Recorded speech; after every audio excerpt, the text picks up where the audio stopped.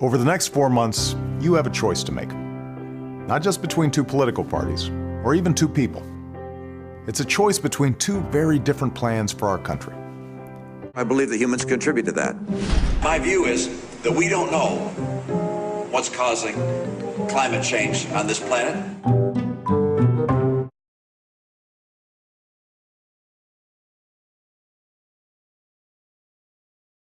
Big oil. That's who. The money they make from high gas prices is going right into Mitt Romney's campaign. Big oil executives have pledged $200 million to help him. And Romney's pledged to protect their record profits. And their billions in special tax breaks, too. These guys all profit.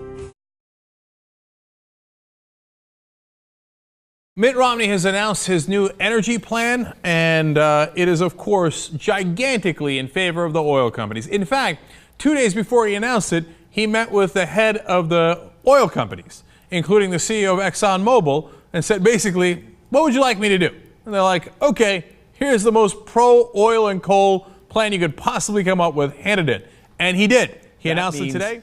Take away EPA regulations and let them pollute as much as they like. And then finally, of course, he's going to approve the Keystone Pipeline, which climatologists have said is game over for the climate if we actually complete it because of how bad it is for our environment to do the tar sands and how much it pollutes.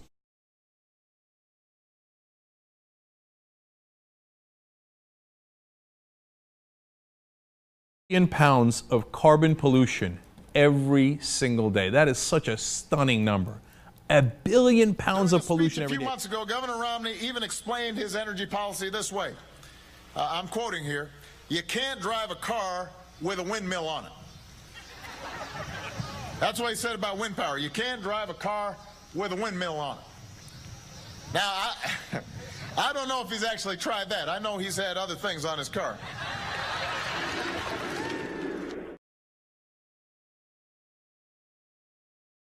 Groups. The president has gotten the support of the Sierra Club, Clean Water Action and others, while Mitt Romney, not a single environmental group has endorsed him. What do you think of that? I think the environmental groups have figured out what all the other groups have figured out, which is you can't trust Mitt Romney because he's, already the statements that we've seen are pretty wishy-washy about whether or not he agrees that there is science that suggests that the climate is changing.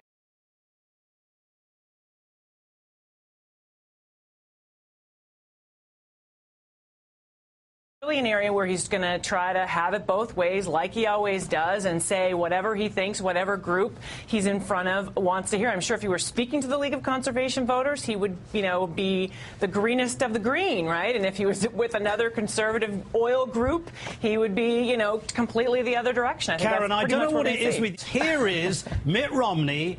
Who else? Taking two diametrically opposed positions on the issue of climate change. Take a listen. I believe, based on what I read, that the world is getting warmer. And number two, I believe that humans contribute to that.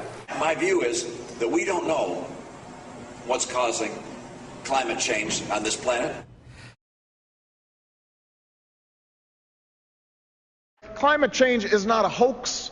More droughts and floods and wildfires are not a joke. They are a threat to our children's future. And in this election, you can do something about it.